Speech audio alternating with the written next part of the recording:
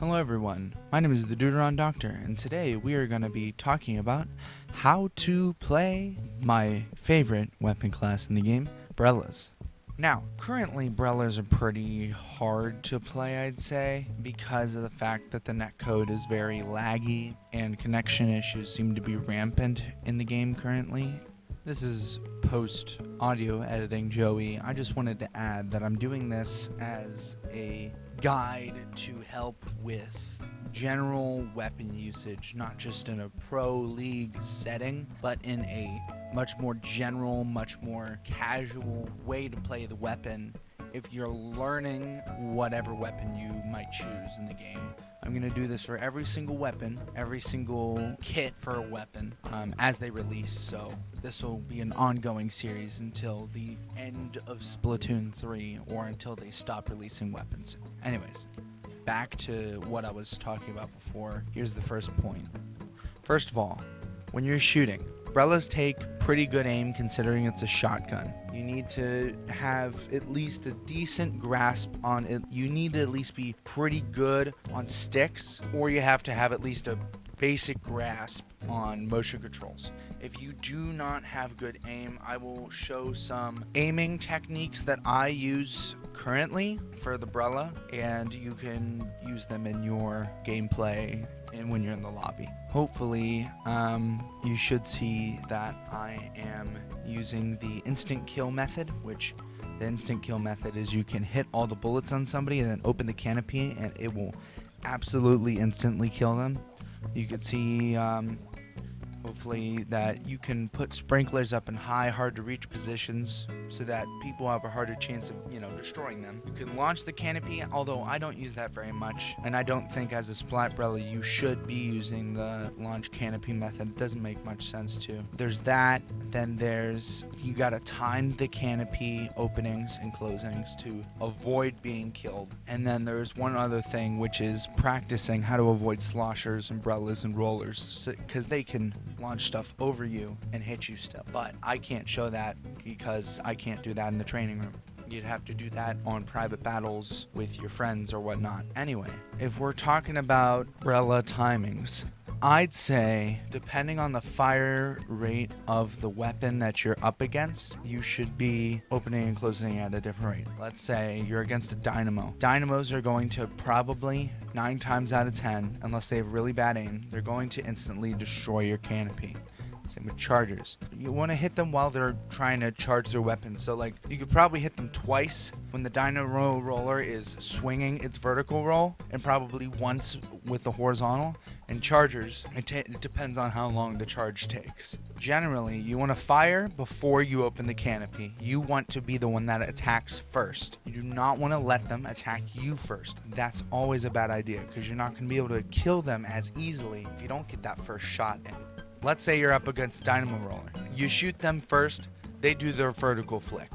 Then you want to open the canopy, block that. Then you want to strafe, or, you could go head on, but I would normally strafe around them at least a little bit so they can either get disoriented or they miss their next vertical flick, and then shoot them again, and that'll kill them because 2 full shots from the shotgun is completely fine. There are some instances where you want to keep on shooting. If we're talking about a dually, for example, yeah, you want to block their bullets, but you also want to try to get around them and shoot. I know that's hard because it's dualies, and trust me, I know. But generally, you want to try to strafe around people, shoot them, etc., to be able to kill them, successfully. If we're talking about painting, please do not forget about the sprinkler. The sprinkler is supplied there for a reason. Yes, it would be better if they gave us a bomb, but they didn't, so we have to stick with what we have. Now, luckily, super jumps. If you ever want to kill somebody who's super jumping,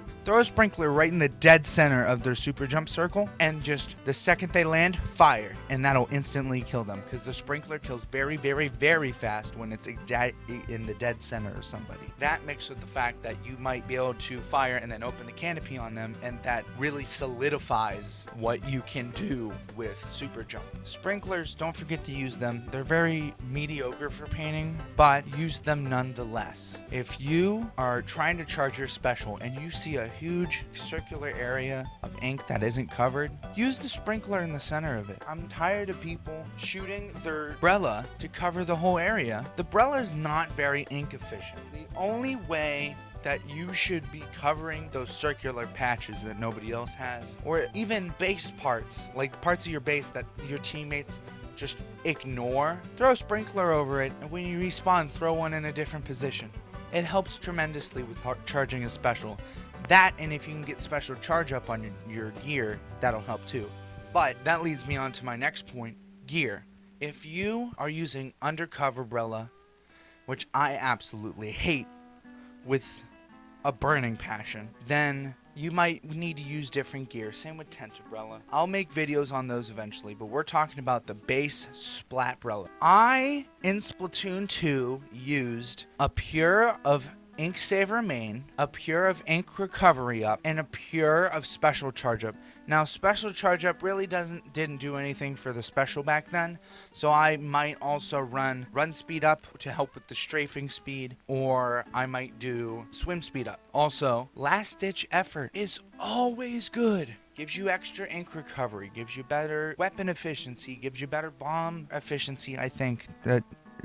I don't know about that one. It might not. But Last Ditch Effort is amazing for the weapon, and pretty much all weapons, honestly. It's a very powerful ability. Now, something that I've noticed changes is 3 subs don't equal a main in Splatoon 3. It's not like how it was in Splatoon 2, from what I can tell. In Splatoon 2, if you had 3 subs of an ability, it counted pretty much as a main in terms of effectiveness. But what I can see for blasters especially, and I get it, in a different weapon class, we'll get to that eventually, is the spread. You need at least 3 mains of Intensify Action to reduce the random fire spread of the blaster when you're jumping. But if I equip 2 mains and 3 subs, it does significantly less for the blaster random spray. So I would keep that in mind, that and I know the balancing is different for blasters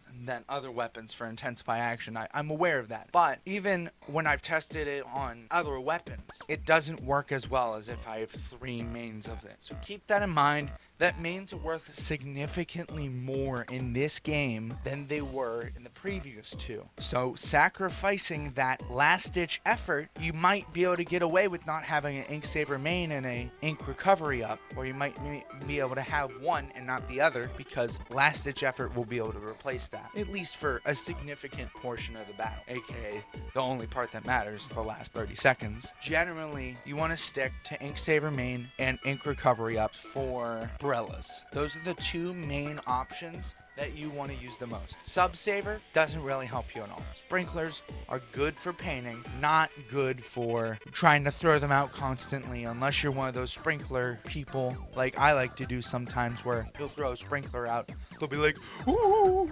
sprinkler! They'll kill it, and then you throw another one, ooh, sprinkler! There are people that are like that, and for that, yeah, I guess Sub-Saver is useful, but generally you don't want it. Not on a Brella, not on a Splat Brella. I'd say the last ability, other than Last Ditch Effort, would probably be Special Charge Up, Special Saver, or maybe even Intensify Action's good. But I think the third ability out of the trio that you could put on subs would probably be Bomb Defense, because people are going to throw bombs at you.